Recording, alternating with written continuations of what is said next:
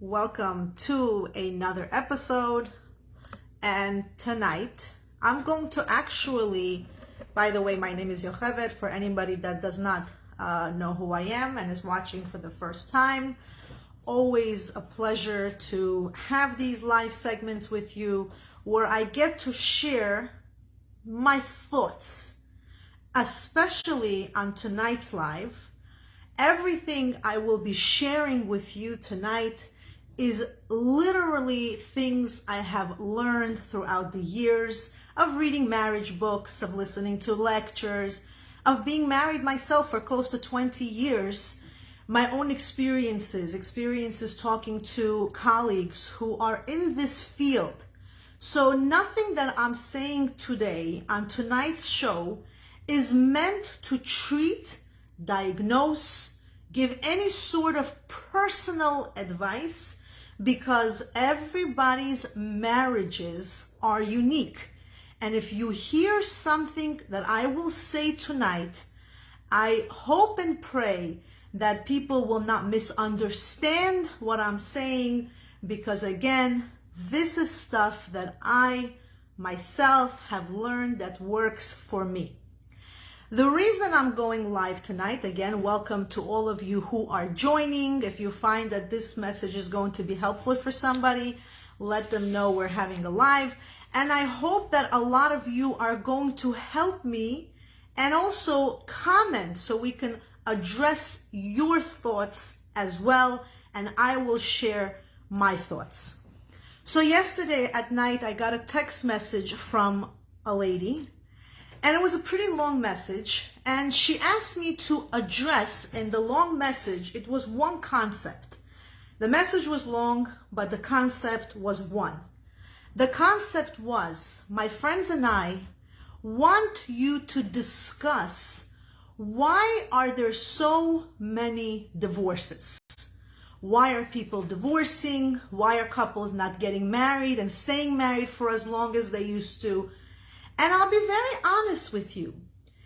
I had to really think about whether or not I want to address this topic, because once upon a time I made a post on my page and I questioned it saying, why are there divorces? And people gave their answers. And then I had a girl message me and say, I follow your page, but I was very disappointed by the question you asked. And I took it very personally, because it kind of made it feel like it was unsensitive.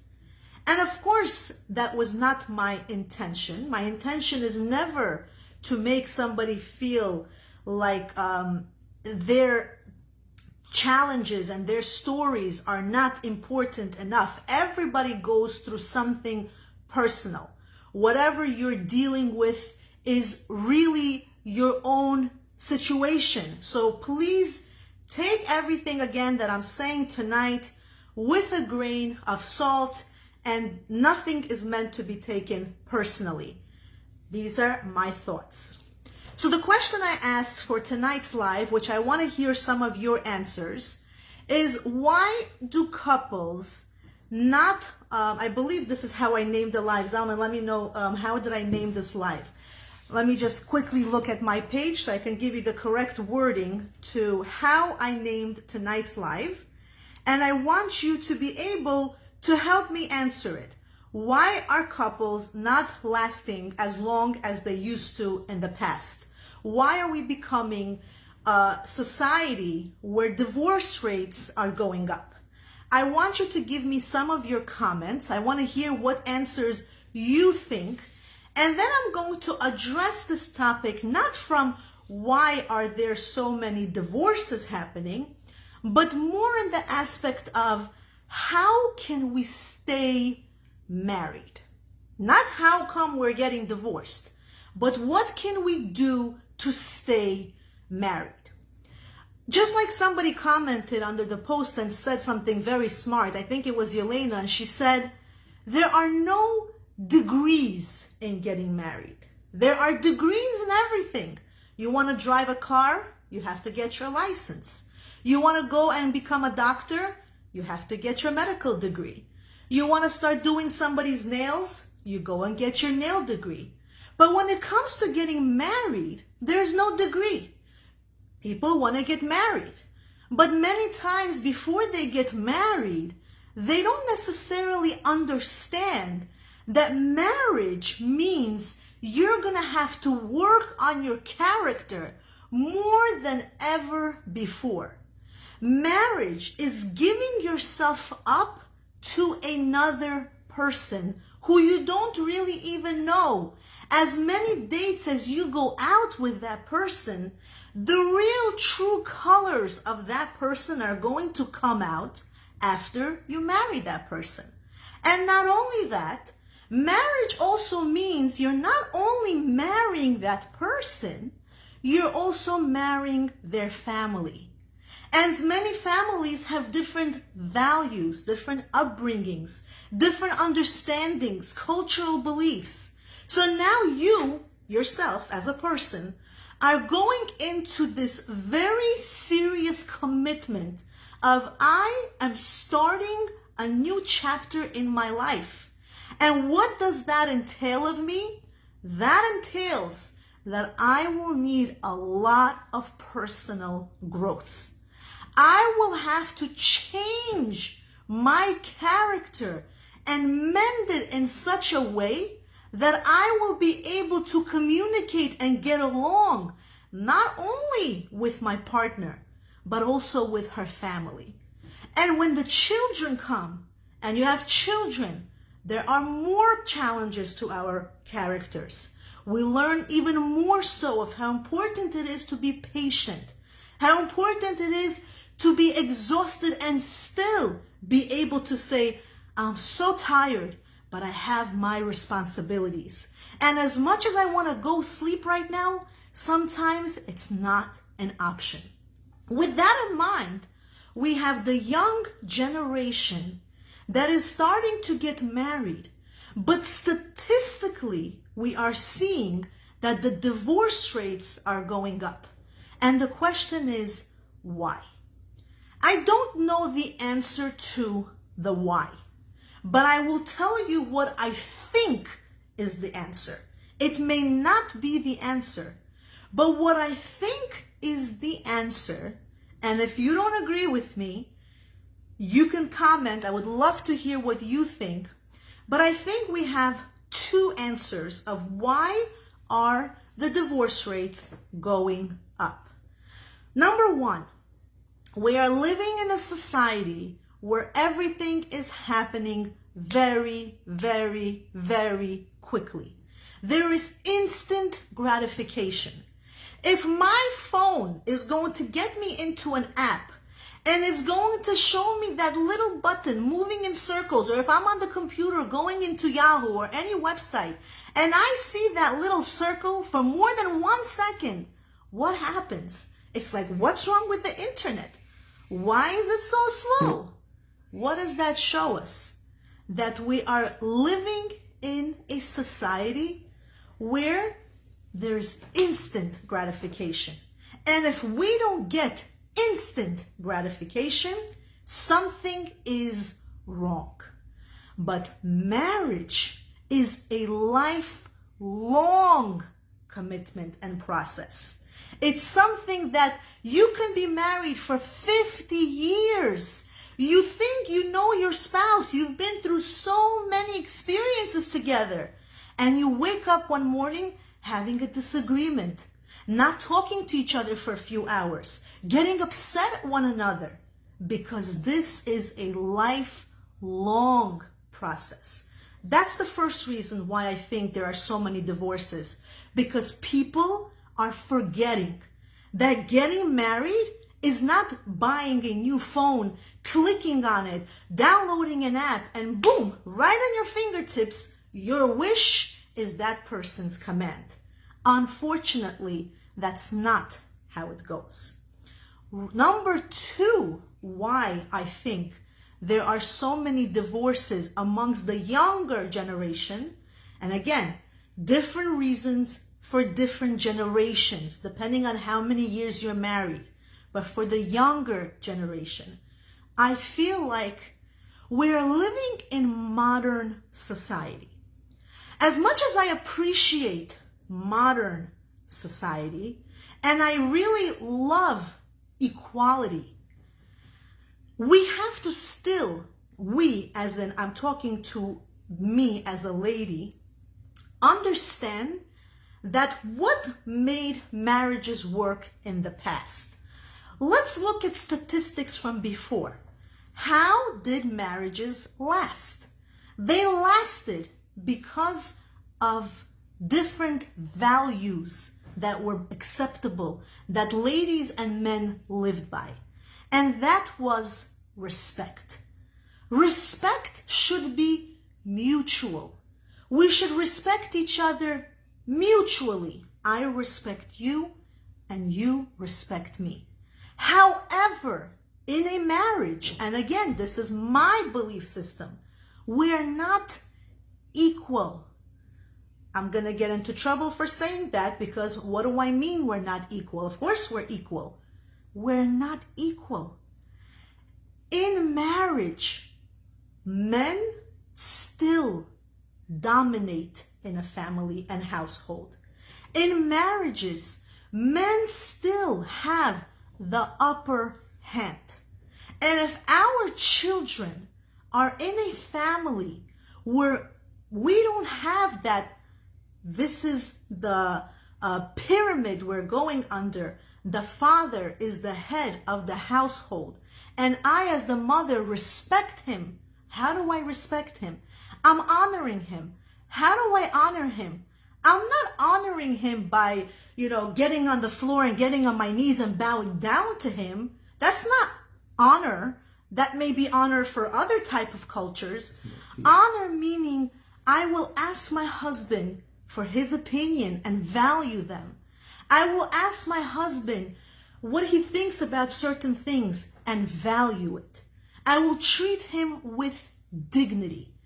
In return, the husband is supposed to also honor his wife. How does he honor his wife? By helping her and realizing there's no textbook that says a lady has to do A, B, C, D, E, F, G. We can all pitch in and help. How else can he honor her? By showing the children how much he values their mother. How important it is for their children to listen to their mother. By not degrading her. That's how he respects his wife. So if we are forgetting that concept of there is a respect, there is no equality, the husband is still the dominant role in the family, we won't be able to start living our life in the proper way. Now, that doesn't mean, according to my belief, and I could be wrong, that doesn't mean, and this is the kind of phone calls I get sometimes that really truly make me feel a certain way. If a husband is superior and is the head of the household, does that give him the right to act in a way where he also doesn't have to abide by the rules? Where he doesn't have to ask his wife for her advice or for her thoughts on something? And I say, that's not what it means. It doesn't mean that if the husband is the superior head of the family, it's okay for him to just get up and tell his wife, well, I'm going out with my friends tonight and I'll be back, and come home at 4 a.m, at 3 a.m, or just decide he doesn't want to tell his wife anything because he doesn't owe her an explanation. And that can be the other way around also. It doesn't mean that if we're talking about equality in the modern society, and I, as a lady, decided to go out with my friends tonight, so I decided to have a date night with my girlfriends. And what's wrong with that? There's nothing wrong with that. But we are choosing to get married. If we choose to get married, we also want to stay married. We have to respect each other by telling our husbands, my friends and I want to go out for dinner tonight. And if our husband or our wife says, no, it's not a good night tonight because A, B, C, D, we have to respect that and say, okay, call our friends and say, tonight is not a good night. It became a society where when our husband or our wife is telling us what to do, it's almost like we want to fight back. We want to prove to them and say, well, why are you telling me what to do? Am I a child? Why are you telling me what to do? Do I not have the right to go out with my friend? We have the right to do anything. But we also should keep in mind when we decide to have the right to do anything because we are adults, there are going to be consequences in that because there's going to be a fight back. He gets upset, she gets upset, there is tension in the relationship, and what happens? You go to sleep upset, you go to sleep miserable, and at the end of the day, who did you please? You pleased your friends. You went out with your friends. But when you came home, what did you end up with? A miserable spouse. And at the end of the day, who is the most important person you need to please? Not your friends, not your coworkers or your neighbors. You need to please the person you made a commitment to. Another very important concept that I think happens a lot is careers. Careers get into the way.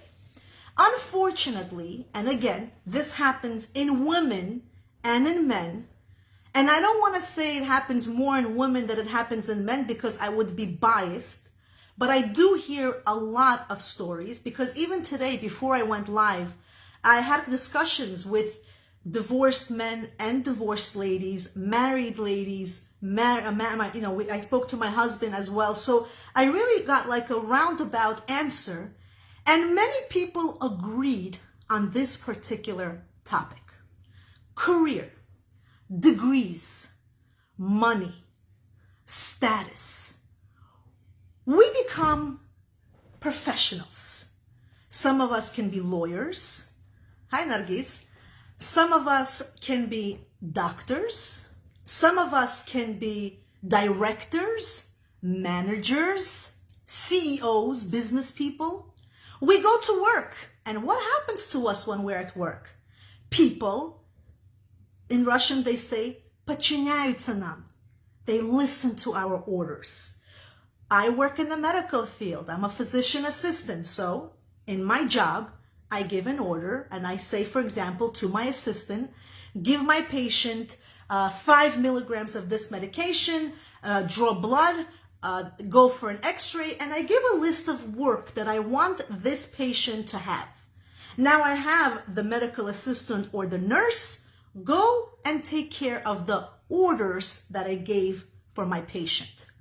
At work, with my particular career, it's very prestigious. I get a lot of respect.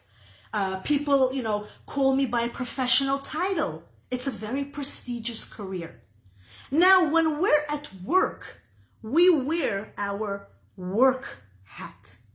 When we come home, we have to switch, and again, this is my opinion, that work hat, remove it, put it down and say, my 9-to-5 position is done with. Right now, I'm entering my house and I have a role called I am a mother. I am a wife. I am a husband. I am a father. We are no longer doctor, lawyer, professor, CEO of a multi-billion-dollar company. We become the spouse, the father, the person in this family. So when we don't remove this hat and put it down when we enter our house, what happens?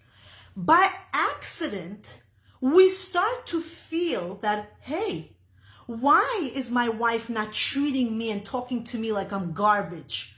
Why is my husband ordering me around like that? Does he not realize I just came home from work? Of course, those are valid points. 100% valid points.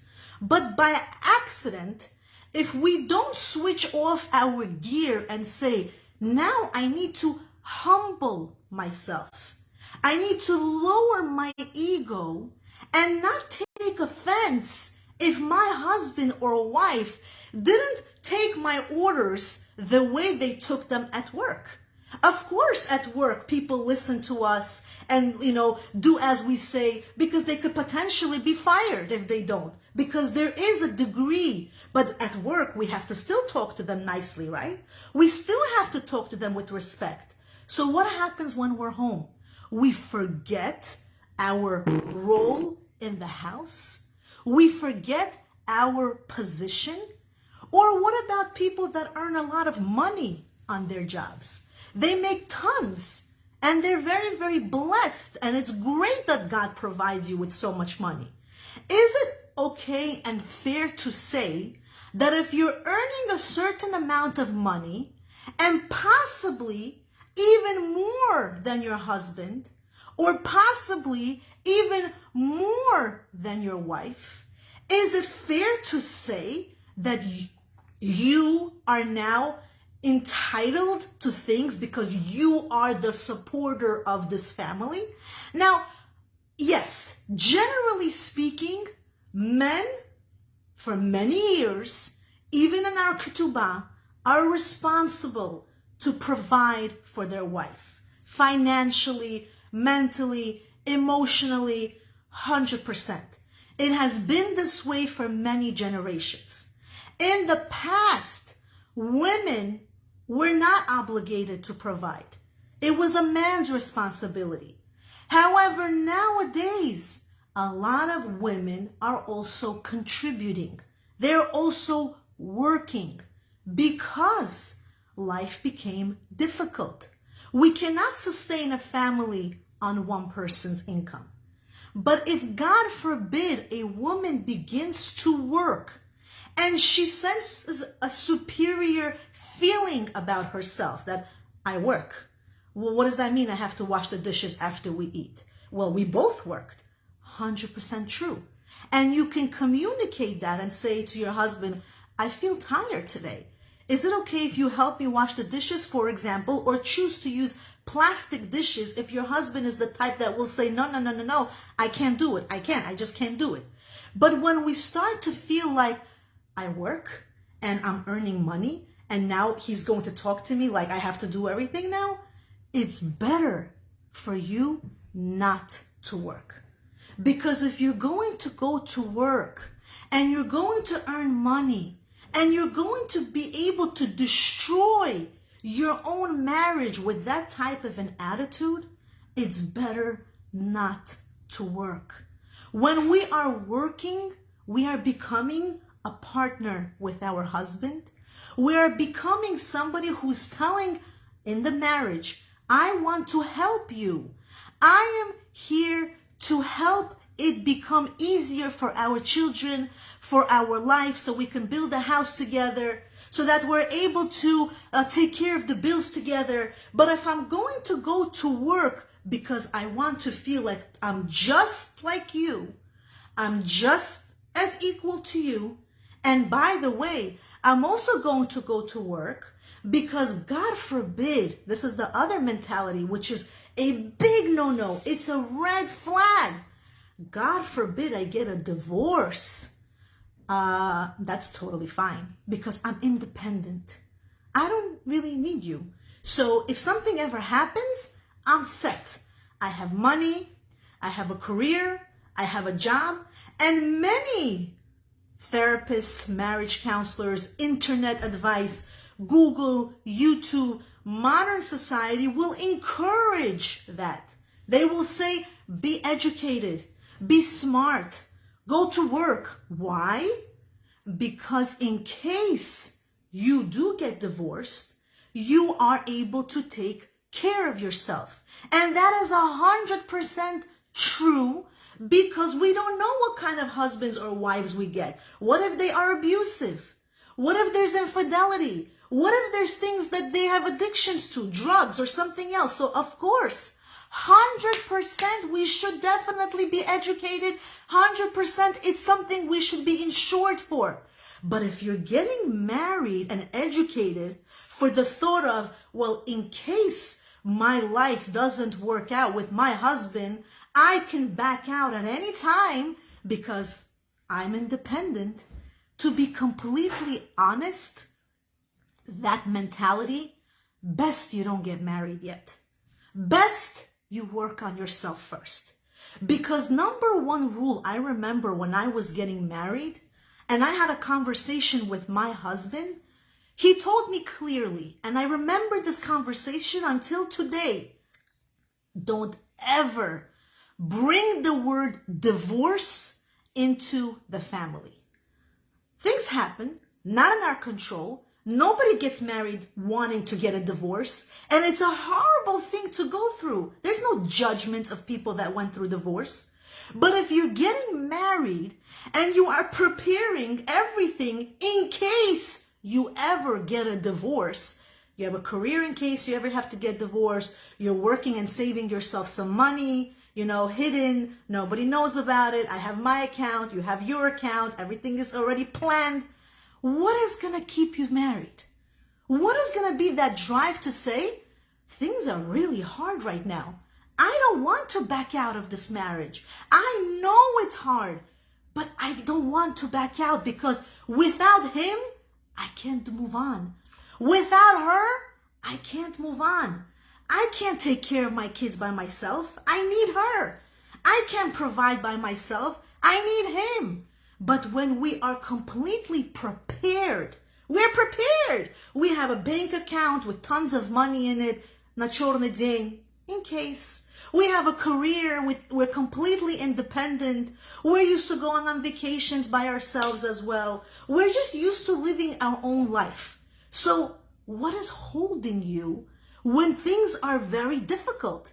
If I'm going to get a degree in physician assistant, and those tests were so difficult, 6 days a week of school, from morning to night, it was murder. There was every reason for me to say, I don't need to do this. I have 2 children. Why do I have to go through this? Who needs this? But I knew one thing. I have to go through this because I have a goal. What's my goal? I have to get my degree. What's our goal? To be married. We got married to stay married. We got married to remember that once upon a time, we made a commitment to each other and we looked in the chuppah at each other and there was so much love in the air. And then months after the wedding comes, everything comes crumbling down. Why? Because there are too many expectations. There are people that tell me, look at my husband's friends. They have big houses. They go on vacation so many times a year. They drive expensive cars. I didn't ask for much. I just asked for this. Why are you even looking to see what those people have achieved? Why are you even comparing your husband, your wife, your marriage to those other people? That's mistake number 1. Because if you're comparing your life to someone else's life, your spouse is no longer the best you can achieve because somebody else's spouse is even better. It's like saying, I don't like my car anymore because I thought I have a Mercedes, but I realized Rolls-Royce is much better, so now I don't really even like my car.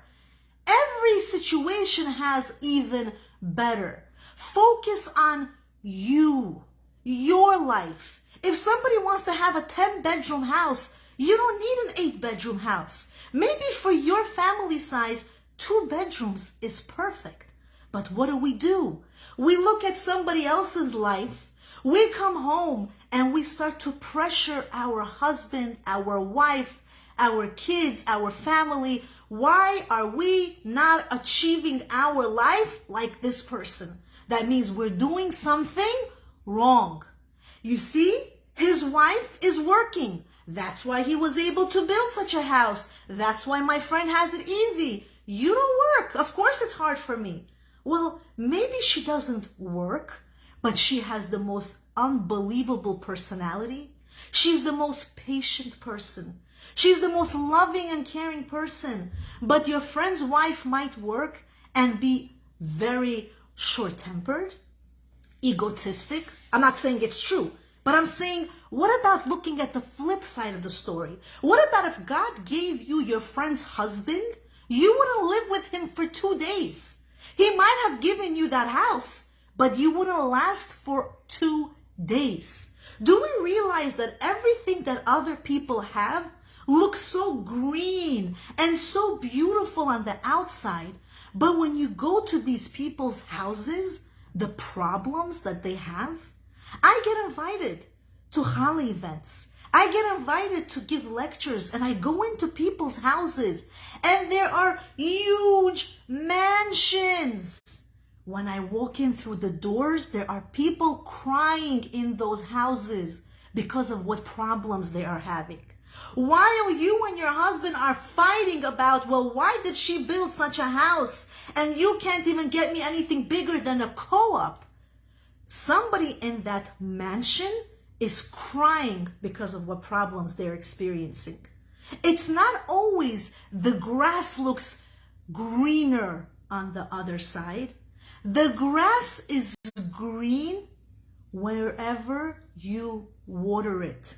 You water your own grass. You take care of your own grass, your own life, your own husband, your own wife. You're gonna have it reproduce and become healthy and grow tall. But when you start to focus on other people, you're going to have your own grass turn into weed. Take away anything that distracts you from your own beauty. If the social media is affecting your marriage, you have to get rid of it. If looking at what other people are doing, going on vacation, buying things for themselves, their husband or their wife gave them something, they gave them a beautiful note that says how much they love them, and your husband or wife doesn't do that to you, if it's causing you problems, you need to remove that social media account from your phone, because it's destroying what really matters. What really matters is not what other people are doing with their life. What really matters is, where are you going with your life? What direction are you headed in? Are you headed in the right direction? And when there is a problem in your marriage, it's important to address it, to acknowledge it, to voice it, to listen to what your partner is telling you. You are not always right. Accept that. Criticism sometimes comes from a place of love. Accept it. Because when you get criticized, and by the way, we have to know how to criticize. Attacking someone is not called constructive criticism. If you're going to go at someone full force attacking them and saying, you're like this and you're like this and you're like your mother and you're like your father, but you're like your sister, and I knew I shouldn't have married you because you're like this and you're like that, what's going to happen? Defense mechanism goes on. Nobody's going to listen to somebody who's attacking them. But if you're coming to your husband or wife genuinely from a place of, I love you, and I see there's a problem in our marriage, and I don't want anything to come in between us. You need to help me fix it and address it. Be open-minded to hearing that you're not so perfect.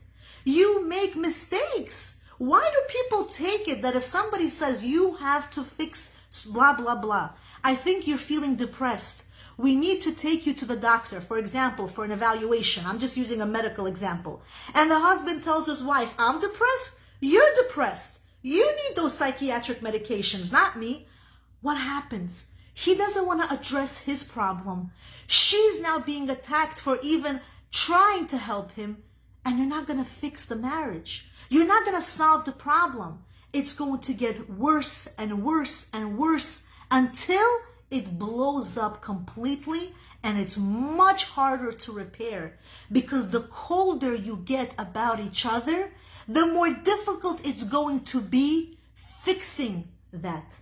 If your husband or wife are not happy with something that you're doing, stop saying, but my friends are doing it. Who cares what your friends are doing? But it's okay for her to do it. Why can't I do it?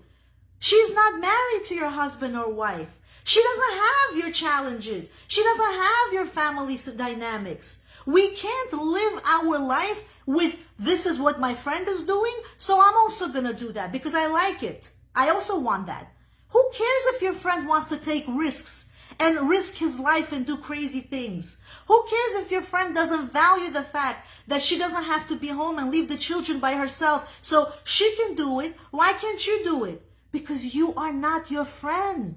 You are not married to her husband. You are not married to his wife. You are married to your husband. You are married to your wife. Once upon a time, there was a reason you sticked and you clicked. What happened now? We're looking outside. We're seeing what other people are doing. It's wrong. And if we continue to do that, we are going to lose our marriages. Anything else I had to say? Because there was a lot of stuff I had to say, but of course when you're on a live, it just comes out of your mind. But I think we addressed, for the most part, very important issues. I really do believe one more thing, which I forgot to mention.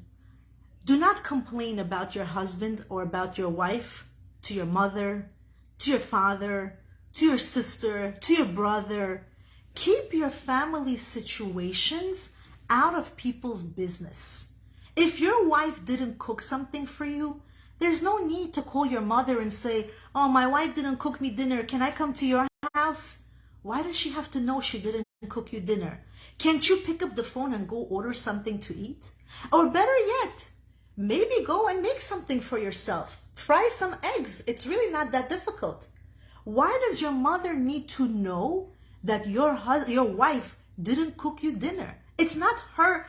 There's no reason for that. All you're going to do is make her feel like, oh, my poor son. He came home so late, and all his wife did, she stayed home. She doesn't even work because she couldn't prepare him dinner. But she doesn't know, maybe the baby has a high fever. Maybe the wife was doing something that was crazy, or she's dealing with something personal. Nobody really knows. But when you take your problems outside of the house, you're allowing people to give you their 2 cents. Or if your husband didn't give you a gift, what's the point of calling your mother and saying, oh, crying, my husband doesn't love me, he never buys me anything, you see my friends, they always get something and I do so much and he doesn't appreciate me. What's going to happen? The poor mother is now worried about her daughter, or how much her daughter does, and the husband doesn't appreciate her. What kind of husband is this? And then she starts to give her 2 cents, and what happens? You get mad at each other. You come home and now your blood is boiling.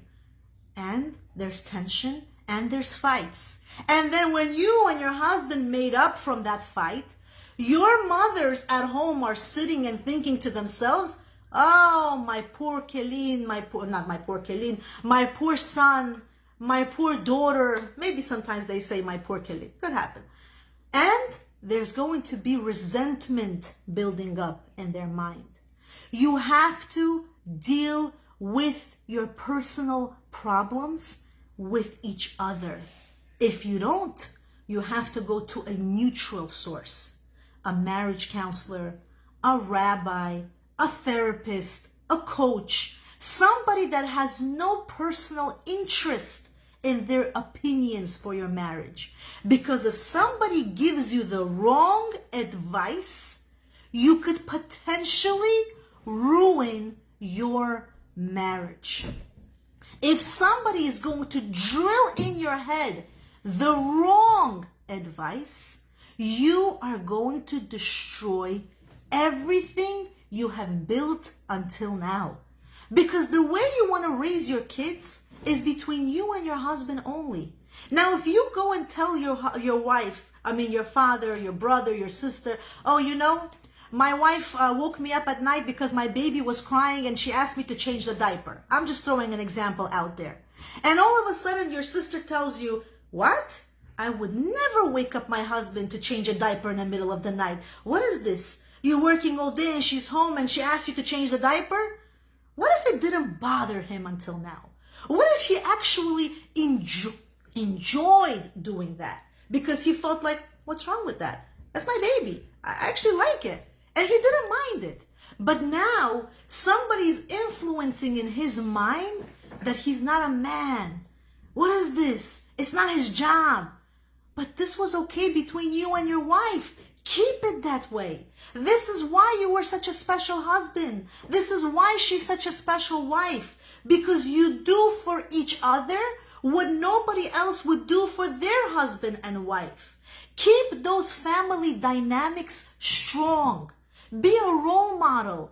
It's not true that if you do something for your husband or if you do something for your wife, which is extra, they're going to go on your head and they're going to disrespect you. It's the other way around. When you give and you offer and you help, most of the time, the other person is going to reciprocate and do back to you. There's no need to have this mentality of, I don't want her to take advantage of me. It's not my responsibility. Make it your responsibility. It's not going to hurt you, that's for sure.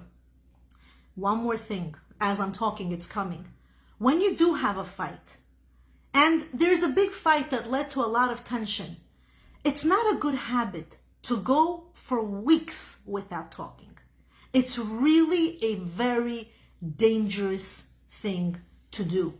If you have a disagreement and you're fighting and you decide to storm out of the house, because some people will say it's a good idea to leave the house when you have a fight because, you don't want to say something that's going to be hurtful. I agree with that concept. I think it's smart. Yes, maybe you should walk out. But I don't agree with this concept of, oh, she or he pissed me off. So what am I going to do? I'm going to stay in my car for the whole night and not come home. What kind of a message are you sending each other? That now every time we fight, we're allowed to leave the house and not come back? Once it's going to go for 1 day. Then it may go for 2 days. Then it may go for 4 or 5 days of, you pissed me off, I'm not coming home. And that is a very dangerous cycle. If you are in a disagreement, you can walk out to another room. You can walk right outside your door, just sit right in the car for a half hour and come back. But don't make it a habit to leave overnight, because that is dangerous. And be the better person. Your husband pissed you off. Your wife pissed you off. Lower that ego. Humble yourself and say, I'm going to be the better person. Maybe not for my own sake, for the sake of my kids, for my sake of my future kids. I will be the first one to just say, what's the point of this fight? What's the point of all this resentment and tension and anger? I will be the first one to make up, to come and humble myself. Don't go to sleep on a fight. Try to make up the same night if you can. Don't make it a habit because your kids are watching and you're teaching them a lesson for their own families. And the scariest part, who knows what tomorrow will bring? There's no guarantee for tomorrow. What if tomorrow doesn't come? Like we see in the case of Turkey, where out of nowhere there was an earthquake. And how many thousands of people didn't make it in the morning? We are better than that. We are the ones who are going to make our marriages be the marriages that are going to show people are going to say, I want my marriage to look like their marriage. I want my kids tomorrow to say, I want to have a marriage like my mom and dad. You want your daughters to see how you as husbands are respecting the mother. You want your sons to see how the mother is also respecting the father and vice versa. Because these children are learning from our behaviors. And if we want to break this generational curse where the young people are getting divorced, we have to start being a good example for our children, to show our children that loving, respecting, helping, appreciating, that doesn't make us a lower person. That doesn't put us down. In fact, it brings us to the highest level possible. We become the better person, and in the long run, we're going to have a peaceful marriage. And when there's peace and harmony in a family, God himself comes and resides in that family, and blessings are going to follow. So I hope today's live was helpful. Again, it's live, as many people, just to give you a little bit of a heads up about what it means to do a live. This is off topic, but I think it's important. When you go in a live segment, you don't necessarily know what you're going to say. I don't have notes in front of me, as you could see. I'm not reading off anything. I am simply saying what's coming into my head from conversations, experiences, books, whatever I have heard, read, experienced. If I said something that didn't resonate with you, it wasn't personal. It was just what I thought of saying at this very moment. If there's something you would like to share with me and say, I don't agree with you because of blah, blah, blah, I always value and love hearing your thoughts and opinions. And I understand that every marriage is different. Every situation is different. There are people that are married and are doing everything possible, and they're abused. They're not treated properly. They are being cheated on. Those are serious things that need to be addressed by professionals. But for the most part, for the other 90% of the population, why don't we live a life where we don't expect as much? We say thank you more often. We respect each other more. We don't have a, I have to do this and you have to do this, and we have boundaries of what we can and we can't do. Where we're living in harmony, and my interest is to make my husband happy, and his interest is to make me, the wife, happy. Because at the end of the day, if we're both focusing on making each other happy, everyone is going to be happy. It's not a one-way street. You want to be respected? You have to give respect. You want to be appreciated? You have to appreciate. You want to be valued? You have to value. Take into consideration what your spouse gives you. When they give you advice, take that into consideration, because that's very important.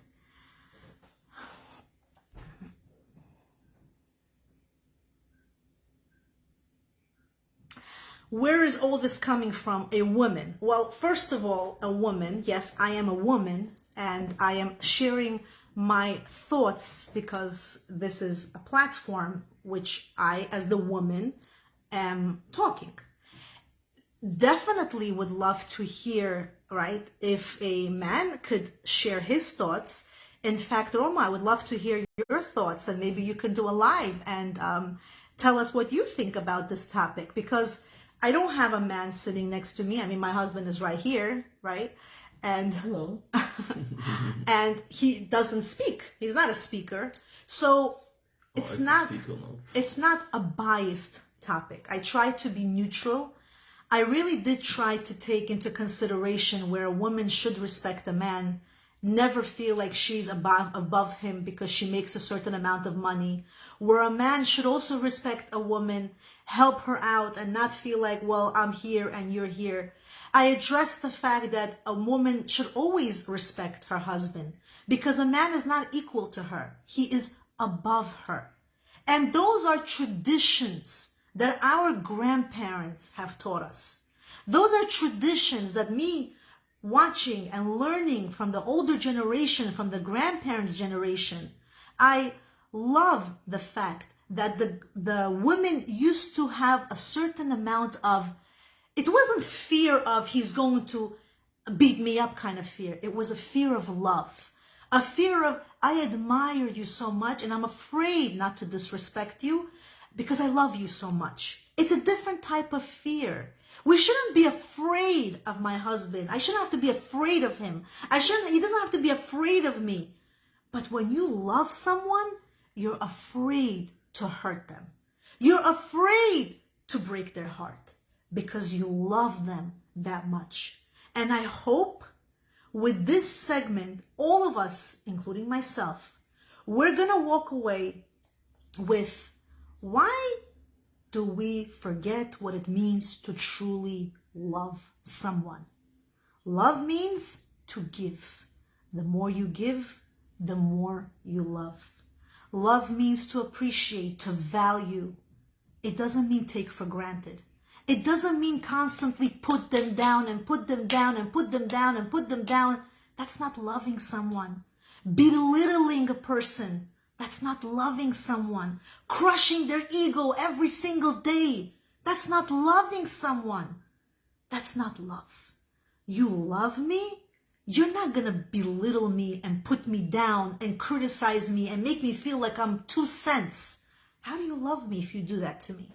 If you love me, you're going to care about my heart. You're gonna care about my pain that may cause me. And if you love me, you're going to know when to say, I'm sorry I hurt you. And when we learn to be that way, I think we're going to flip the statistics up. And as much as I want to close the live, I can't not say, when you marry someone, be faithful. Be committed. It's not fair when you look elsewhere. It's not fair when you have to be caught in cheating and looking at other people and being with other people. It's not fair to what you're doing to this other human being because you're destroying them for the rest of their life. You're putting this pain in their heart, which will never, ever go away. You're taking away from them the ability to believe that good, solid spouses do exist. You're putting that fear in their heart. So if you're not ready for commitment, don't commit. Don't break somebody's heart. And of course, when you are in a commitment, provide mentally, emotionally, sexually, physically, in every possible way possible, so that we don't get into this type of trouble. I hope I addressed, again, most of the issues. And again, I'm not a professional psychiatrist or anybody smart or have a degree in this. Absolutely not. I'm not here to show anybody how smart I am. I am simply just sharing my beliefs and my values. And I hope it helps somebody out there. Have a good night, everybody.